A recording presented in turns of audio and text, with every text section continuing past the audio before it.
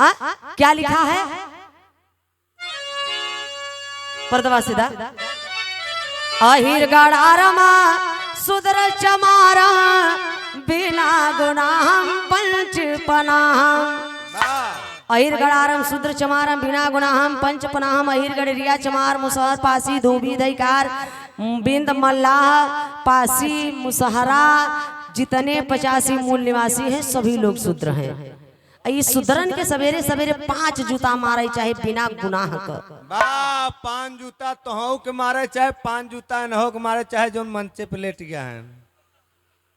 मालिक अधिकार मिला, भाषण देने का अधिकार, चुनाव लड़ने का अधिकार, वोट डालने का अधिकार, ए बाबू बिरहा गाने का अधिकार, नया नया कपड़ा पहनने का अधिकार, दारू पीने का अधिकार। भाई कौने संविधान में लिखा रहते मोहन भागवत के मनुस्मृति लागू करबे है का मराबे जूते जूता। दारू दारू तबई है 85 झुआ भर और चुनाव आ जाता तो बिक जाता पौआ परे पर कोपर राजपाट मिले। भाई 75 रुपया केवल इंतजार करा था कम मिले। तो ये खोकर के लड़ना है अपने राजपाट शासन सत्ता के लिए। आखिरकार में बाबूजी इस पाखंड से दूर रहना है, क्योंकि ब्राह्मण जब ब्याह करवाते हैं तो कहते हैं पति पत्नी का वो रिश्ता है, जिस रास्ते से पति जाए उसी रास्ते से पत्नी को भी अनुसरण करना चाहिए। पति अगर लैट्रिन जाए तो अब जब ब्याह करवाओ तो भैया हर उससे पूछबो जाके हमसे पूछबो वहाँ रिश्ता बदल जाए का। आइए तो इसलिए इस पाखंड से बाबूजी अंधविश्वास से दूर रहे। सबसे बड़ी गुलामी ये भी है। आखिरकार में मल्लाहे के, अहिरे के, चमारे के, पासी के, इस शूद्रन के तो अधिकार ही नहीं रहा। अधिकार वो समय देवता ब्राह्मण के रहा।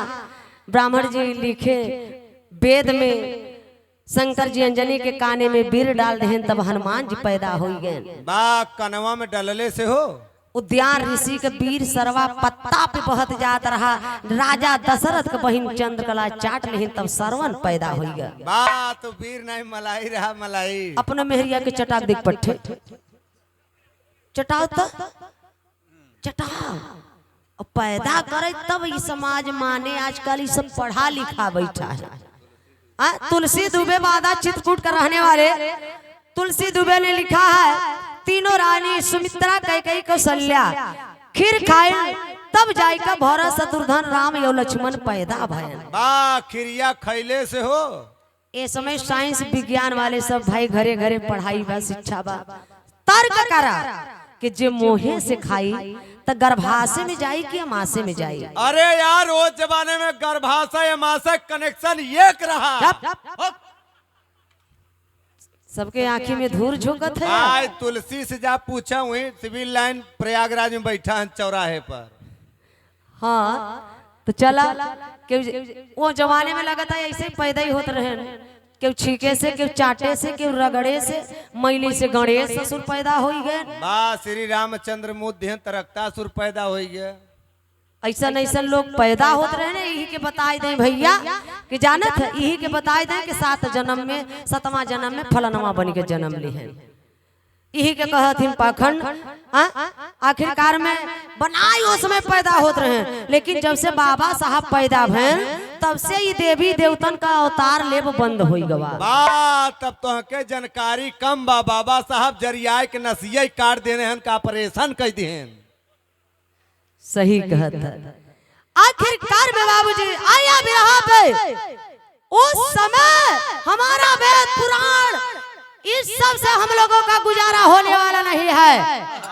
ये बाबू आखिर ईसाई स्कूल में जब गए बाटा शिक्षक कह रहा है कि तुमको बेटा बिरसा डेविड राजा बना के रखेंगे। राजा तुम ईसाई धर्म स्वीकार कर लो और इन मूल निवासी 85 को मारना है, इन लोगों का धर्म छोड़ना है। बाबूजी 2 साल तक में पढ़े बर्दाश्त ना हो बिरसा मुंडा से।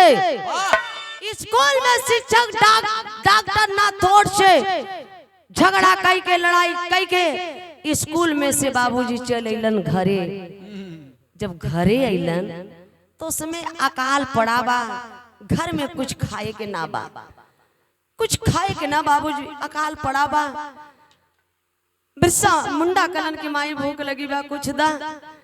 माई कर्मी हाथों कहिन कि बेटवा तोहार बाबू गए बाटन जंगल, कुछ फल फूल ले यही बेटवा तक खाई ली है, तोहार पेट भर जाए। उस समय यही खाए के बाबूजी समय बिताऊ मैं। इतना ही ना, संजोग देखा वो समय अकाल के समय वो गांव में एक औरत मर गई। एक औरत मर गई, गांव वाले वो औरत के ले गए बाबूजी जंगल में, खन के गाड़त रहलन। उस समय बिरसा मुंडा झाड़ी में छिप के देखत रहलन। जब बिरसा मुंडा देखत बाटन कैसे कैसे का करत हुआ, गांव वाले खन के औरत के गाड़ी के चल गईलन घरे। अब रात का समय जब हो गल, तब बिरसा मुंडा जाई के खन का लसिया निकाल कर मेहरुआ के कुल गहना ले आए के बाबूजी साहूकार के ही बेच कर दाल चाउर पिसान नमक लहसुन मरचा कुल ले के खरीद के गईलन घरे। माई कर्मी हाथों के दे देलन, कलन माई भोजन बनावा, अब भूख लगी बा, पेट भरे के चाहिए। माई भोजन बनाए के तैयार कर देली, थरिया में खाना निकल गइल बा। जैसे पहला कुंवर सुगना मुंडा डाले जात बाटन, उस समय बाबूजी गांव वाले जे देखत रहा लसिया खानत के समय दौड़ के आए, कहलन कि सुगना मुंडा रुक जाइए। अरे यार, कैसे आप लोग भोजन करेंगे? आपका बेटा इतना घिनौना काम करके आया है, जो भोजन कर रहे हैं वो लाश का रुपया पैसा है। अरे बाप रे बाप, इतनी बात सुनकर के सुगना मुंडा माई कर्मी हाथों क्रोध में आ गए, गुस्सा में आ गए, डांट के भगा दिए। बिरसा मुंडा भाग जाओ, आज के बाद इस घर में कदम मत रखना। माई कर्मी हाथू बाबू सुगना मुंडा का बतिया मान के बिरसा मुंडा बाबूजी चल गईलन जंगल में। एकदम वही घनघोर जंगल में तपस्या करे लगलन। वही घनघोर जंगल में तपस्या करे लगलन। तपस्या करते समय उस जंगल में सिंह बोगा, इन 85 मूल निवासियों का देवता, इन आदिवासियों का देवता सिंह बोगा जिस समय आते हैं बिरसा मुंडा के सामने, कहते हैं बेटा तो ही तो देश का जननायक होगा, तो ही तो लोकप्रिय नेता होगा, तो ही तो लड़ाई लड़ेगा, तुम ही से हमारा देश आजाद होगा, नहीं तो मेरा समाज गुलाम ही रहेगा। सिंह बोगा ऐसा आशीर्वाद दिए, ऐसा आशीर्वाद दे देलन बाबूजी। वो तपस्या से वो आशीर्वाद मिला कि जे रचको बीमार हो, और चाहे जितनी कड़ी सी कड़ी बीमारी हो, अगर फूक दे दवाई दे दे, वह खड़ पत्ता केवल जंगल वाला वह दवाई जड़ी बूटी दे दे तो वो सही हो जाए, सही हो जाए। तब उसी दिन से सब बिरसा मुंडा भगवान, बिरसा मुंडा भगवान, भगवान के नाम से जाने लगे बिरसा मुंडा।